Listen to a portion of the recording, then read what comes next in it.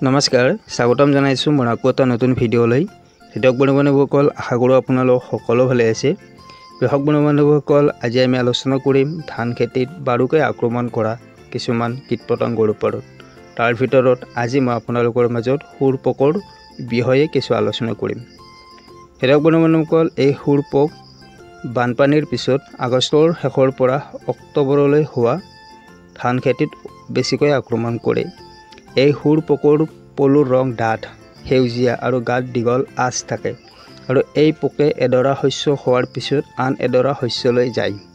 যেহেতু খেতিয়ক বন্ধুসকল অসমৰ বিভিন্ন জায়গাত বানপানী হৈছে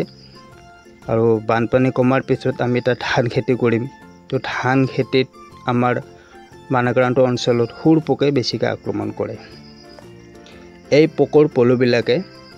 ধান খেতিত আক্ৰমণ কৰিলে ধাননি পথৰ গৰুৱে খোৱাৰ নিচিনা দেখা যায় আৰু শুৰপোকৰ পলুৱে ধানৰ শীষ গুৰিতে কাটি পেলায় যাৰ বাবে এইটো পোকক শীষ কটা পোক বুলিও ক'ব পাৰি বা কোৱা হয় খেতিয়ক বন্ধুসকল এই পোক সাধাৰণতে ধান খেতিত ৰাতিৰ ভাগত ধানৰ কোমলীয়া পাতবোৰ এফালৰ পৰা খাই পেলায় আৰু কম সময়ৰ ভিতৰতে ইডৰাৰ পৰা সিডৰা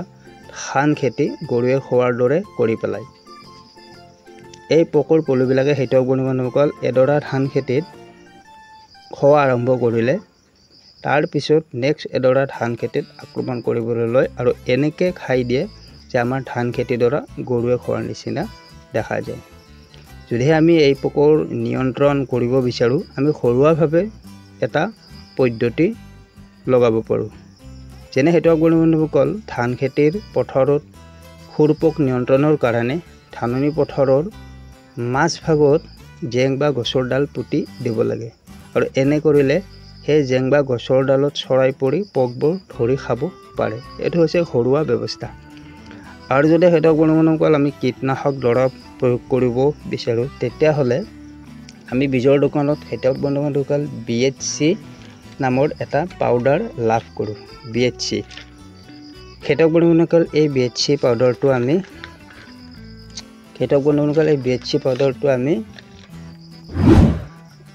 ধান খেতিৰ মাজৰ আলিবিলাকত ছটিয়াই দিব পাৰোঁ নাইবা মালাথিয়ান পাউডাৰৰ গুড়িও ছটিয়াই দিলে হ'ব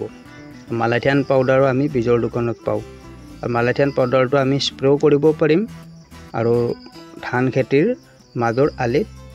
পাউডাৰটো ছটিয়াই দিব পাৰিম এনে কৰিলে শুৰপোকৰ পৰা কিছু সকাহ পাব পাৰি খেতিয়ক বন্ধুসকল ইয়াৰ উপৰিও আপোনালোকে যদিহে লিকুইড তাত কীটনাশক দৰৱ প্ৰয়োগ কৰিব বিচাৰে তেতিয়াহ'লে আমি ক্ল'ৰ'পাইৰিফছ 20% EC বা কুইনালফছ 25% EC এচামুচ 5 লিটাৰ পানীত মিহলাই ধান খেতিডৰাত ছটিয়ালে ধান খেতিৰ বিভিন্ন অপকাৰী কীটপতংগৰ পৰা হাত সাৰিব পাৰিম খেতিয়ক বন্ধুসকল এই যে ক্ল'ৰ'পাইৰিফছ 20% EC এই কেমিকেলটো আমি বীজৰ দোকানত এটা মেডিচিন পাই যাৰ নাম হৈছে ট্ৰাইচেলত আমি ক্ল'ৰ'পাইৰিফছ 20% EC টো লাভ কৰিম ট্ৰেচেলটো বেলেগ হয় আৰু ট্ৰাইচেলটো কীটনাশক হয় ট্ৰেচেলটো ভিটামিন হয় আৰু কুইনালফক্স 25% EC এই কেমিকেল থকাও আমি